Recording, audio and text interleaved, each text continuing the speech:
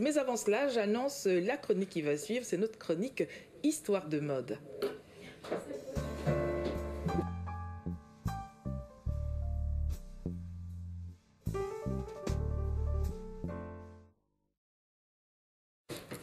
Bonjour Roselyne, merci d'être venue nous voir. Quel bon vent aujourd'hui vous amène. Bonjour Lady. On dit toujours que l'Afrique est le berceau de l'humanité. Très bien. Et cela, nous allons le voir en images. Vous avez rapporté de jolies photos, c'est ça? De jolies photos pour montrer à quel point l'Afrique est magnifique et inspire les couturiers et les créateurs européens. Alors, nous vous écoutons attentivement. Alors, la première image confronte d'un côté Junya Watanabe.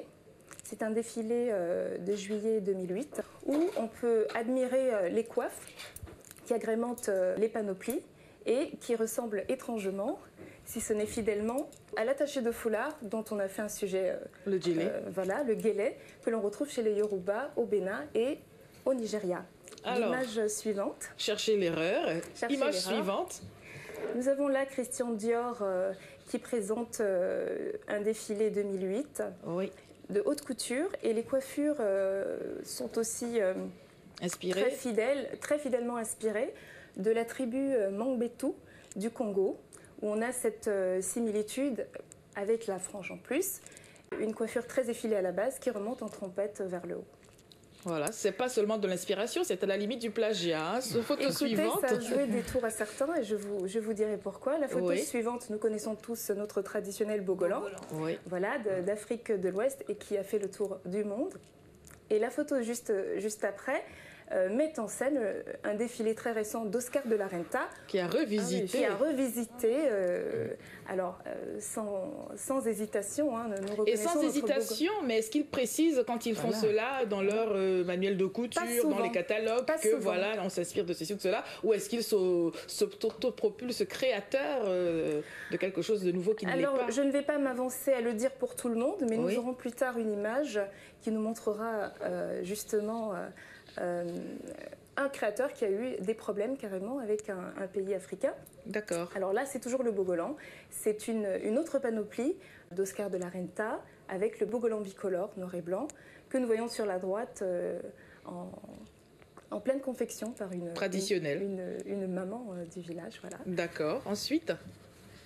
Alors la photo d'après nous montre le magnifique graphisme chez les femmes ndébélé d'Afrique du Sud, qui sont connues pour leur travail de perlage, mais aussi pour les peintures murales qui tapissent leur demeure ainsi que les clôtures de leur maison. C'est un art exclusivement féminin et on peut voir sur ce modèle d'Alexandre Erkovitch qui reprend tout à fait les codes, aussi bien au niveau graphique qu'au niveau des couleurs. On a des couleurs quand même très similaires et on ne peut pas dire qu'il ne s'est pas inspiré des non, on ne peut pas le dire en tous les cas, mais il a été bien inspiré de s'en inspirer parce qu'en tout cas c'est super joli, c'est très coloré, très frais. La photo d'après. Alors la photo d'après, oui, c'est la 7, je crois qu'on n'a pas la 6, ça n'est pas grave. Alors celle-là, qu'est-ce que c'est? Cette photo, c'est aussi une reprise des codes d'Ndébélé, voilà, à travers les couleurs, les bandes de couleurs. Alors d'aucuns pourraient dire que c'est tout simplement de l'art abstrait, mais mon attention a été attirée par les auréoles, les colliers que ces femmes portent. Ah oui, je ne l'avais même pas vu, vous faites bien de le dire. Moi, je regardais les robes. Je ne le dis pas méchamment, mais là, ça il faut dire ce qui est, effectivement. La suite. Voilà, l'image d'après montre donc le travail de certains couturiers, Matthew Williamson et Alexandre Erkovitch. Et à gauche, nous avons le travail de perlage des Zoulous en Afrique du Sud. Et il y a un fort rappel des couleurs et du graphisme avec beaucoup d'éclat. Voilà. Alors, nous parlions tout à l'heure de plagiat. Matthew Williamson, qui est un couturier anglais, a présenté lors d'une récente collection ce modèle-ci ainsi que le modèle suivant.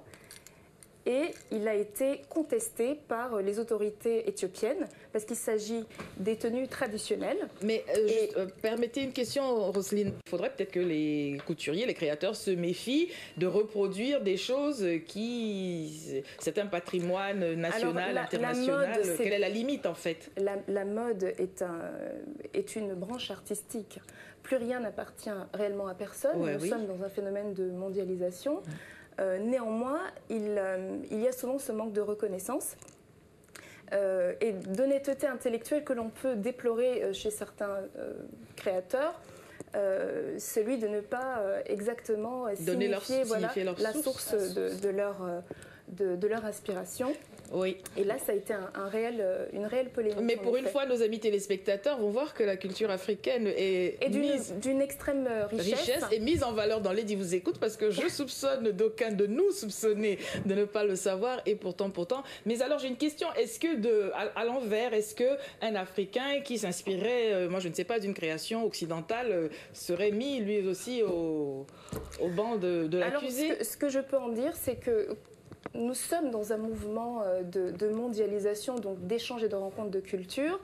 Et l'honnêteté intellectuelle demande juste que l'on puisse expliquer sa démarche créative, mais il n'y a pas d'obligation. Ce monsieur s'est particulièrement heurté les sensibilités des Éthiopiens, du fait que ce sont quand même des robes portées par leur grand-mère et leur mère, et qu'ils s'érigeaient selon eux, ça c'est les réactions qui en ont découlé, ils s'érigeaient en usurpateurs. Alors on dit que l'Afrique est le berceau de l'humanité, ma foi, ça peut permettre que l'on puise par-ci, par-là. Si nous avons encore quelques photos, on va les regarder rapidement. Oui, là c'est Oscar de la Renta, et là nous avons des femmes d'une tribu d'Éthiopie. Et là, on a une fulgurante ressemblance quand même au niveau des codes, du volume et du tombé. Voilà.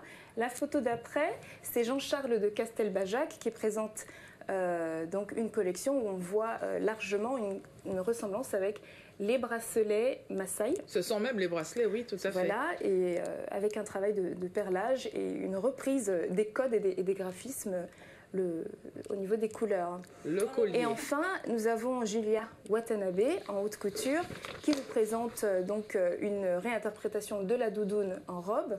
Et là, nous avons une forte ressemblance avec les colliers Maasai. Voilà.